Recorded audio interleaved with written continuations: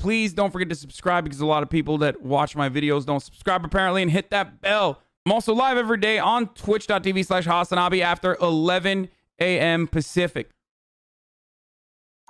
This is an abortion rights demonstration in 1972. People marched to demand the right to legal abortions. And the next year, the Supreme Court case Roe v. Wade granted them that right.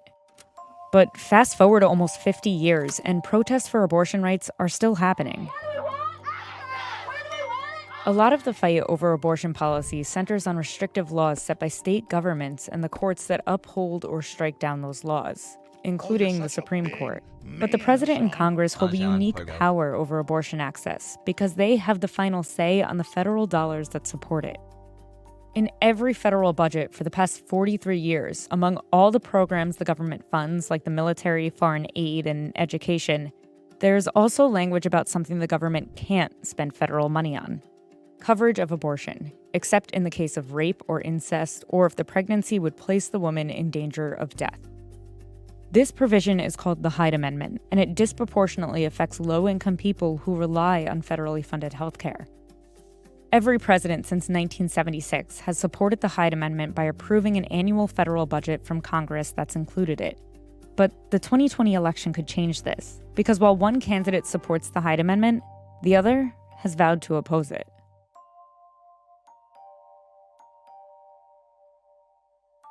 The Hyde Amendment's induction into the federal budget can be traced back to Roe v. Wade.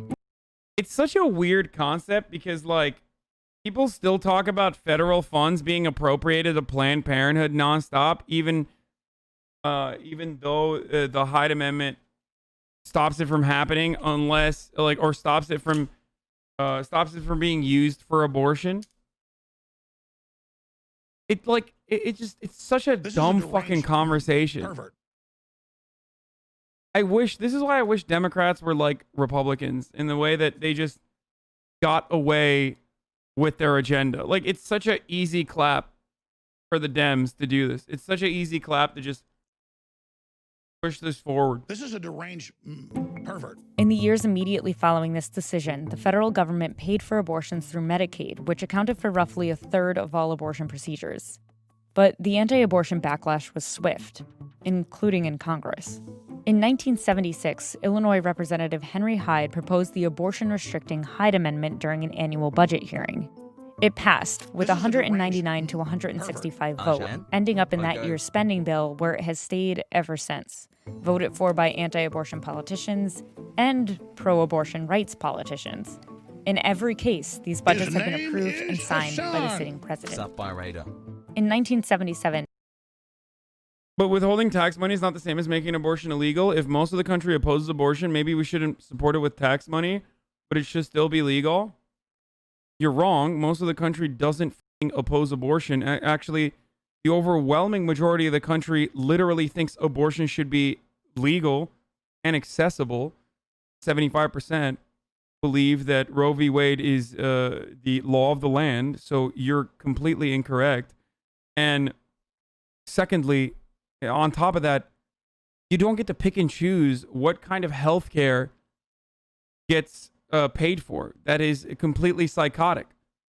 Okay, it's like making an argument that, you know, diabetes medication should not be offered to people if they don't have like a genetic predisposition to diabetes, and if they got it because they ate poorly. Like, you don't get to make that choice. It's completely psychotic. By the way, for the record, I don't believe that. I just want to let you know so that people don't misunderstand me. And some people would probably make that argument. Those people are psychos, and you should treat them as such. His name Henry is Hyde made the Hasan. intentions of his amendment clear. He said, "I certainly would like to prevent, if I could legally, anybody having an abortion, a rich woman, a middle-class woman, or a poor woman. Unfortunately, the only vehicle available is the Medicaid bill." There's a handful of agencies directly affected by the Hyde Amendment that provide health care through federal funding, like the Indian Health Service and the Peace Corps. But Medicaid is the biggest.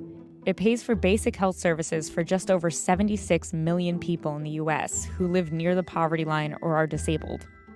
Part of Medicaid's funding comes from federal dollars. The other part comes from the state you live in. Abortion care in the United States is largely driven by where you live. both in terms of the availability of services, and in addition to that, the ability of insurance to pay for it. These 16 states will help Medicaid users cover the cost of abortion. But these 34 states and Washington, D.C. won't. Anyone seeking an abortion there has to pay the full bill. That means nearly 8 million people of childbearing age who live in these states aren't covered for abortion services because of the Hyde Amendment. These Medicaid restrictions place the biggest burden on low-income people. We could basically quit doing the work we do if the Hyde Amendment didn't exist. Lori Roberts manages an abortion fund in Alabama, one of the most restrictive states when it comes to abortion access. An abortion fund is an organization that helps people access abortion care. It can be anything that removes the barriers to getting to and from the clinic. And then there's just direct financial support for the abortion procedure. Orson camera angle. Pokelal's camera angle. The price of an abortion in the first 10 weeks of pregnancy without coverage is roughly $500, and it gets more expensive in later weeks of pregnancy.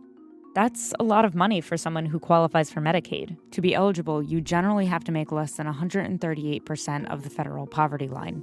For a single person, that's less than an $18,000 annual income. For a family of two, it's $24,000. And for a family of three, it's about $30,000. Because of racial disparities in our country, Medicaid recipients are more likely to be Black or Hispanic. I can personally say what it was like for me, right? I went to the clinic, I went for my first appointment, I scheduled my procedure. But we do limit procedures. Elective or cosmetic procedures are not covered by medical. Hey, you notice how you substituted a life-saving reproductive health care with an elective or cosmetic procedure? Why do you think you had to do that? Do you consider abortion to be elective or cosmetic? Abortions are, in every sense of the word, the regular, normal kind of, in a lot of instances, life-saving procedures that should absolutely be a part of regular coverage. Just like cosmetic surgeries can also be life-saving or life-improving, like if you have a third-degree burn, for example. Dental isn't covered as well. Okay, stop using a shitty system to justify making that system even shittier. Yeah, dental should be covered. Just because it's not doesn't change the reality that it also should be covered. Kind of weird. Procedure. I wanted to have a procedure and I couldn't. I didn't have the money in time. That doesn't mean that I don't love my child. It doesn't mean any of those things. But what it means is that I went through a lot of emotional and physical trauma because what should have been a decision that was only mine was taken away from me. A study of 269 women from 2015 to 2017 in Louisiana, a state that doesn't cover abortion through Medicaid, shows that 29% of women would have had an abortion had Medicaid covered it, which is the intended effect for anti-abortion advocates. Fewer people having abortions. Abortion restrictions like the Hyde Amendment have made their way into other types of health insurance coverage, too. In 2010, Congress didn't pass the Affordable Care Act until it included language saying marketplace plans don't have to cover abortion. Today, these states won't cover it under marketplace plans. And these states even restrict private insurance companies from covering the procedure. And so that more and more people are affected, and they may not even know that they've been affected until they seek abortion care. But it's the Medicaid restrictions, both federal and state, that specifically target poor people. Abortion is like many other services. If you have means, you can either have insurance that pays for a service, or you can afford to pay for these services out of pocket. And if it's not offered in a place that's close to you, you can afford to either travel, get lodging, take time off of work, get childcare. All of those things are things that are available to higher income women that may not be available to lower income women. The two candidates in the 2020 election are solidly in their partisan corners on the issue of abortion access. But that wasn't always the case. Joe Biden took office in the Senate in 1973, the same year Roe v. Wade passed. And he's supported the Hyde Amendment since it entered the federal spending bill in 1976. But in 2020, this is the landscape. The state you live in and how much money you have are the biggest factors in whether someone can access an abortion, which is why Joe Biden, as a presidential candidate, says he's changed his stance. If I believe health care is a right, as I do, I can no longer support an amendment that makes that right dependent on someone's zip code. And Trump has only dug deeper in his anti-abortion position. I notified Congress that I would veto any legislation that weakens pro-life policies or that encourages the destruction of human life. It's also why the stakes for abortion. Here's my hot take is that I think it is so deeply embedded in American. It's so deeply embedded in like American thought to not use federal funds for things that you don't like, even though it happens all the time. That abortion restriction is abortion restriction in this way is like a pretty smart way to restrict access to abortion, because it's going to be an argument where people are pro-lifers are going to unironically be like, well, I don't want my federal tax dollars to go to aborting babies. And I feel like that's going to stick with a lot of people who have a hard time being like, fuck off. That's not how this works. Like, it's healthcare. You can't just restrict a certain part of healthcare just because you don't like it.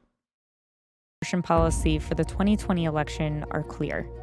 It's a choice between a president who plans to lift this barrier to abortion access for the country's most vulnerable people and one who will keep the status quo at their expense. Why can't you have Medicaid and then go to a state where it's covered and get it, Fivehead? I actually don't know how that works, but if you're on Medicaid, you probably can't go to another state that easily. If you're on Medicaid, if you can get your abortion covered, you're really fucking poor. Thanks. Killing babies isn't healthcare, my guy. What the fuck? Brother, wait till you hear my takes on euthanasia. You can't, they choose your doctors. It always shocks me how pro-lifers use the literal worst ways to protest and actual methods to lower abortion rates. I don't really understand how the whole abortion is bad stance. I really want to know where that ideology came from and who started that shit. I mean, it's just Christianity, isn't it? That's where it comes from. I feel like having a child is much more of destroying human life than not having the child. Can't use Medicaid out of state. Next, you'll say gender reaffirming surgery should be free. Gender confirmation? Yes. Yeah. Also, life-saving medical treatment. 100%. All medical procedures should be free, with like maybe a few exceptions. Medicaid is restricted to the resident. If you move in declaration paperwork takes time, you can be forced to wait up to a year for residency to be updated at all levels. How does abortion access work in countries that aren't like majority Christian? I'm super curious if it's just a Christianity thing or is it religious in general. You can have abortions in Turkey. That ass spent 2 hours doing a project on euthanasia to find out it's supposed to be on euthanasia. Summer, where you at? You're joking, right? No way you support euthanasia. Why wouldn't I support euthanasia? I think it's the most ethical, moral thing you can do. If someone, especially if someone has like a crippling disease, if someone doesn't want to go through the process of like having dementia or Alzheimer's, like late stage Alzheimer's, or if someone is in a tremendous amount of pain from cancer and they want to die, they absolutely should be able to after they get the proper psychiatric assessment. What? I know you might ban me for my opinion, but if you can't afford to have a child, then don't have unprotected sex. I'm not gonna ban you for your opinion. It's just stupid.